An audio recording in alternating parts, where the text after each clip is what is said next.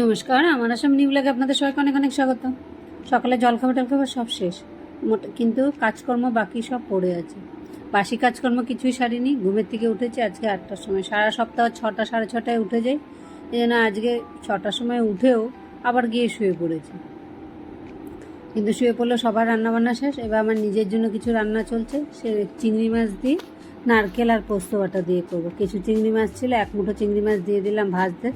এই মাছটা ভাজে আগে আলুটাকে উঠিয়ে রেখেছি ভেজে, এবার পোস্ত আর নারকেল একসাথে এর মধ্যে দিয়ে দিলাম বেটে। এবার রান্না মোটামুটি এদিকে চলতে থাক। আর রান্নার মধ্যে আমার এই একটা দিয়ে হয়ে যাবে। দুপুরবেলা তরকারি সেরকম লাগে না, একটা তরকারি একটু ঠিক মতো হলে ওইটা দিয়েই খাওয়া হয়ে যায়। ওই ভ্যারাইটিস আলাদা আলাদা 4-5 রকমের পদ, সেটার প্রয়োজন পড়ে না যদি একটা তরকারি ঠিকঠাক থাকে। বাস হয়ে গেল। এখানে একটু জল দিয়ে কষাতে বসিয়ে দিলাম একবারে সমস্ত আলু চিংড়ি মাছ সবই দিয়ে দিলাম। 2 টুকরো এখানের মধ্যে দিয়ে দিলাম কাঁচা লঙ্কা কেটে। কাজের ফাঁকে ফাঁকে এদিকে সমস্ত কিছুই করতে হয়।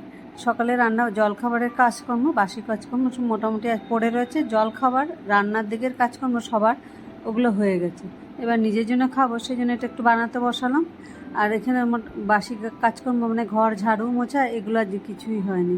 ভাবলাম রান্নাঘরে যখন ঢুকেছি একবারে রান্নাঘরে চাপটারটাকে শেষ করে তারপরে ঝাড়ু মোছা এগুলো করব, তারপরে স্নান পূজা দেবো। আর রবিবার যখন আজ বেরোনোরও নেই, আর এমন রোদ দিয়েছে বাইরের দিকে বেরোনোরও মন নেই। কিন্তু ভুলে গেছি এখানে যে মারমেড শোগুলো হচ্ছে। ভাবছিলাম যাব বলে রবিবার দিন, কিন্তু মাথায় আর এটা নেই। রাত্রেবেলা শুনতে পারলাম যে উমা গিয়ে এসছে, তখন আর কি বললো। তাই আমি বললাম আমি তো একদম ভুলে গেছি, নাহলে আমি যেতে পারতাম না বিকালবেলাটার দিকে। কিন্তু শরীর বিকালবেলার দিকেই এমন পেটের মধ্যে একটা হালকা ব্যথার মতো করতে থাকে, ওই ব্যথায় শুয়ে থাকি, না দোকান খুলেছি না কিছু, না কোথাও বেরোলাম। ওই শুয়ে শুয়ে মোবাইল ঘেটে ঘেটে সারাটা বিকাল রবিবার দিন পার করে দিলাম। আমার রান্নাও এদিকে শেষ। এখন বাসনপত্রগুলো ধুয়ে নিই, যে কয়টা রান্নার মধ্যে কাজে লেগেছে। কড়াইটা, খুন্তিটা, প্রেশার কুকারটা আছে, এগুলোকে ধুয়ে রেখে তারপরে ঘর মুছে স্নান পূজা করব।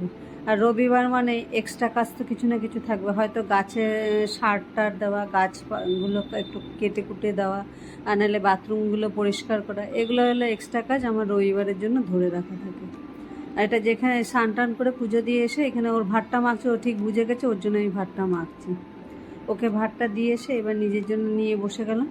কিন্তু চিংড়ি মাছ আর নারকেল পোস্ত দিয়ে তরকারিটা এত টেস্ট লেগেছে, একটা তরকারি দিয়ে কিন্তু ভাতটা খাওয়া হয়ে গেছে। আর অনেক দিন পরে নিজের হাতের রান্না খেয়েও কিন্তু ভালো লাগে না, কিন্তু আজকে বেশ তৃপ্তি করে খেতে পারলাম।